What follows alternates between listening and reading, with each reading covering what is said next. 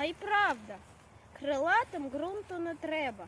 Землі немає, то буде небо, немає поля, то буде воля, немає пари, то будуть хмари. В цьому, напевно, правда пташина.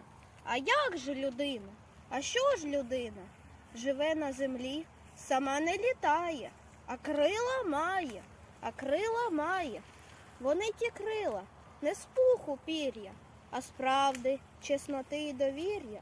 У когось з вірності у любові, у когось з вічного поривання, у кого з щирості до роботи, у кого з щедрості на турботи, у кого з пісні або з надії, або з поезії, або зі мрії. Людина нібито не літає, а крила має. Ліна Костенко. Крила.